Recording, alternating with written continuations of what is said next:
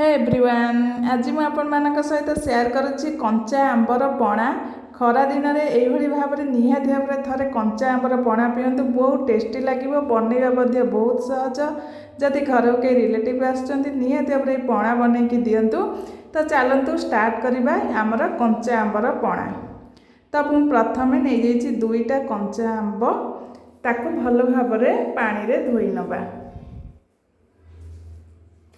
Friends मोर video Gudi को जे प्रथम देखुंत निहात भाव फूडीज पसंद चैनल को सब्सक्राइब करंतु आ भल लगे कमेंट कर जनातु केमिति लागुछि आ पेज रे देखुतले निहात भाव में फॉलो करंतु। मुझे कंचा आंब दुईटा नहीं भल भाव में धोई नहीं तार डेम्फ को हाथ में जदि हम तो छड़ाई पारे छड़े ना छुरी साहाय्य काटी नेबे काटी नहीं कि तापर आम प्रेशर कुकर रे सिझे नवा आंब को देखो ये भाव में तार डेम्फ गुड़ी को काटी नेबे।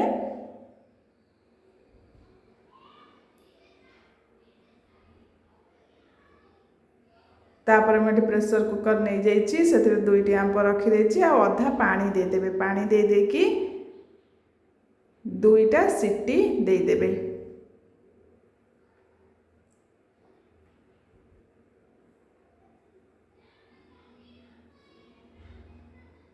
एबे मो गैस रे बसई नहीं दुईटा सीटी मारिले बंद करदेवे। मु 3 ରୁ 4टा सीटी मारी से मोर बेसी सिझी जाइथिला आंबटी देखंतु।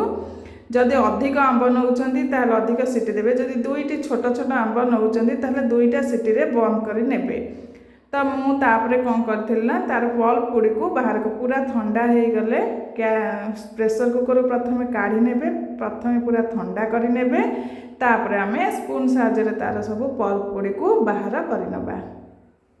देखंतु एतिकी मोर दुईटा आंबर एतिकी पल्प बाहरिला।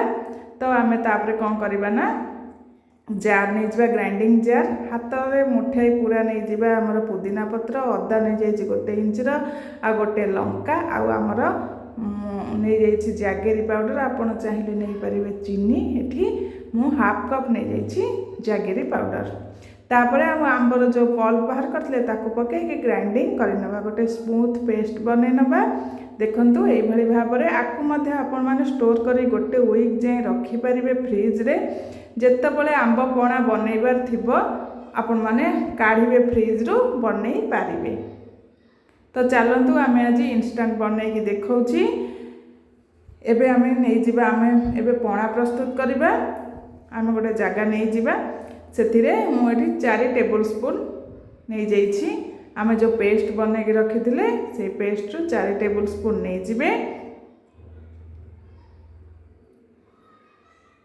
फ्रेंड्स निहाती भाव में खरा दिन में थे पीकी देखिए बहुत बढ़िया लगे। तो मुझे 4 टेबल स्पून नहीं जाइए ता सहित गोटे ग्लास पकई नहीं पानी ठंडा पानी पकई नेबे आपन नॉर्मल पानी भी पकई पारे। आउ तो से जीरा पाउडर पकई नहीं भजा जाइथिबा जीरा पाउडर आ ता सहित आमर ब्लैक सॉल्ट पकई नहीं तापरे पुदीना पत्र को किछि हाथ रे क्रश करके पकई नहीं तापरे आइस पकई नहीं पकई भल भाव में मिक्स कर नेबे। भल भाव में मिक्स कर नेबे। देखंतु पणाटी पूरा टिके आमर गाढ़ा बनी जाइछि तो सेथिपई आमे आ सेथिरे किछि पानी पकई पारे जदि आपन को एभली पणा पीबा को भी भल लागे तो पी पारिबे। तो मु एथिरे आउ गोटे ग्लास पानी मिसई नहीं आपण जदि गुड़ खाऊना ताले चीनी पकेबे जदि चीनी बदल में खाली लुण पकईकि पी पारे आपन जोटा भल लगे सेमती पीबे। तो देखंतु एबे हमर रेडी हो गला कंचा आंबर पणा।